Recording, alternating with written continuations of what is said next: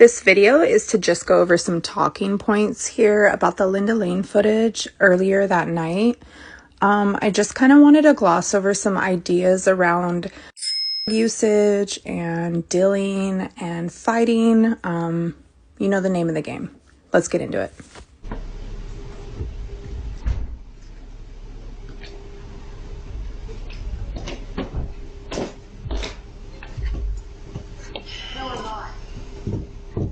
Scared? Not to be that guy, but Abby shouldn't park anywhere here. As this car approaches and the boys exit the vehicle, you can hear one ask the other if he's getting scared. I think that's a little bit of a weird comment to make, considering what does happen and what we do hear in the surveillance video a little bit later on. If you listen carefully to the kid that looks like Ethan, when he says, "I told her to park at the bottom lot," I put in a snip in at the end of it here so you can do a comparison to his voice. To me, it sounds just like him. Abby shouldn't park anywhere here. They told her to park at the bottom part of the lot.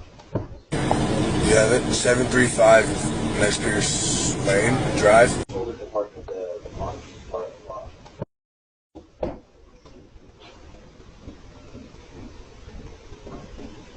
I'm wondering why this first guy out is so aggressive. What's going on with him?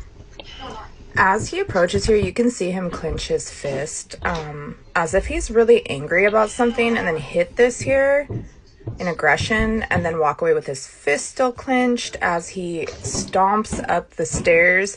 I'm not really sure what is happening here, but I'd be curious to know. It's just weird energy. I just wanted to add this in. I'm wondering if it was possibly because they might have been doing like here. Maybe Ethan, if that is him, wasn't so familiar who he was with, and it just went bad. I'm wondering what would make them feel so concerned about parking there. Is it because there is cameras? I'm also wondering if maybe they did pick up here and took it home and it ended up being a bad batch possibly. But maybe that's why they don't want them to park there, because, you know, like nobody likes high traffic in front of their house when they're dealing. So just a thought. I was thinking about it, and sometimes in that life, there's scenarios that happen where people freak out as far as who they have around when they are doing dealings in other situations. Sometimes when you're using particular drugs like METH, you usually tweak out on the smallest things. So it's just not out of character for something of this magnitude to actually happen off of something so petty. And we have to keep that in mind.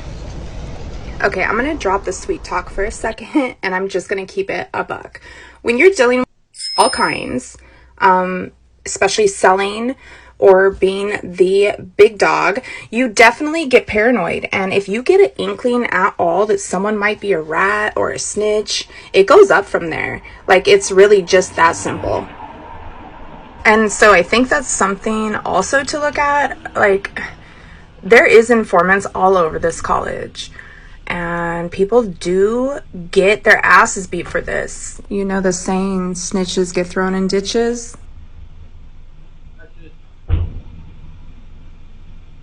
Right when he gets in the car and the guy says something to him I can't quite pick up on, but then you hear him reply, "That's it." I almost wonder if this was like a robbery. Maybe those kids had something in their household that another person wanted, and shit went down and it was a robbery gone bad maybe. Or this could be just a pickup that wasn't as much as they expected, therefore the comment, "That's it." I mean, it is 5 a.m. at this point. Another scenario I was thinking about, when you're in this life and you're doing certain dealings with other people, the guy that got out of the car first that looks super angry about something, I'm wondering if when they say, "Is he getting scared?" is it because he was jacked by another person and was about to have to go face to face with his dealer over it? Like, There's so many scenarios in that realm that could have went down over nothing at all, just super dumb shit. It happens all the time, and I could see why the university would totally want to cover that up, because it just is street life. It's not good for their university. It doesn't make their town look safe, and a lot of parents would be concerned about that. This guy does look suspicious as fuck. He's got what looks like a handkerchief almost over his face there. As he walks up, you can see him kind of put his right hand up on the side of his head. I don't know if he's doing that to try to hide his face from another camera angle or what's going on. I noticed something in his hand right here, something skinny and black. To be honest, I think that's what he smacks up against the wall here.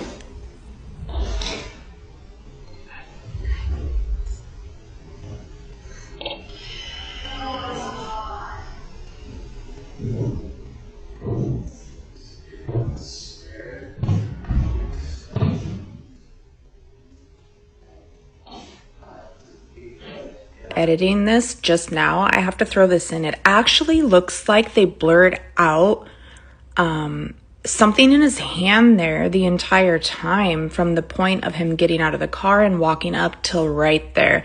If you look really closely, it does look like he has something long hanging in his left hand right there. Right there. And it's just blurred out. Do you see it? Right there. I have to be real, it's the scarf over the face for me too. It's just a little bit sus how covered up he is compared to everybody else. If this is Ethan, I almost wonder if that's Josie. This girl walking with them both looks like it could possibly be Molly in her face. However, she does seem too skinny. And as she steps back behind the pole here, you'll see she does look a little bit more like Dylan there. As far as the guy on the outside left of her side, it does look like Ethan. However, there was so many boys that particular year with that same haircut and heavy mustache. I just think it was the look for that year. It's kind of hard to really tell exactly if it is Ethan or not.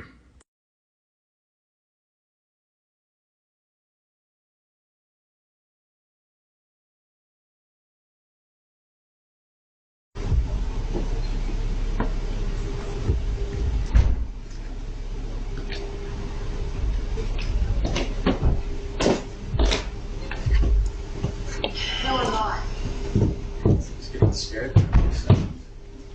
Not to be that guy.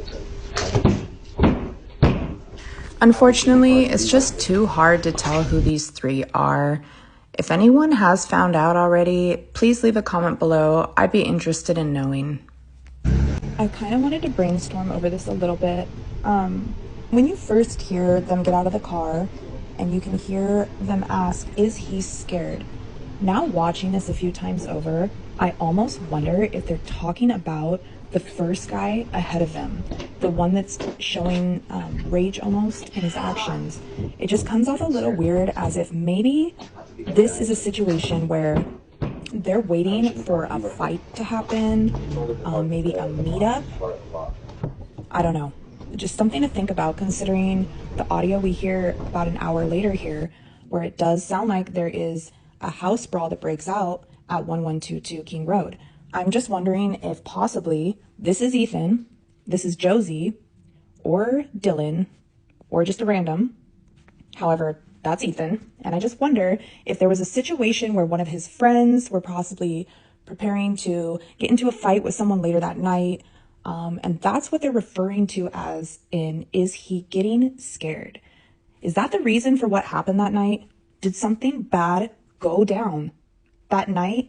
And these other four who were killed were not the targets, but in fact, just the outcome of a really bad drug deal or fight or situation gone bad.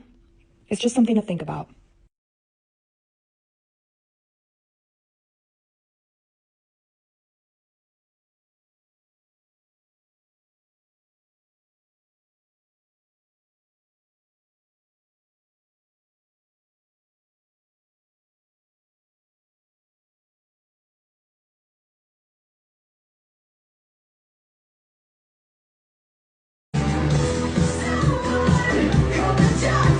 across this little snippet of Ethan at a party, and if you look at those two people behind him, who he glances back at the girl, and there's a guy with the glasses, it almost looks like those two could possibly be the two with him that night, except for her hair is just up in a clip. Then again, it also looks like Loach sometimes. I really have no idea. If anyone knows who these three are, I need to know. Fact of the matter, the reason why this case is so hard is there is so many people and their extensions involved. It really could be anyone. It's fucking exhausting. Yeah. I just wanted to end this video by commenting this. We do know and are well aware of Bryan Kohberger pleading guilty. However, we also are well aware of the corruption in this case. We're just not naive to the fact that Bryan could have been framed for this murder. And it happens all the time, and we're just here for the truth. That's all we're trying to do, and that's all our mission is. Due to the docs, all the evidence, the lack of the evidence, and the corruption behind this, we do believe that strongly. Please leave a comment below. Share with us your ideas, what you guys are hearing and seeing in this footage. I'd be really curious. Thanks for the feedback, and stay blessed.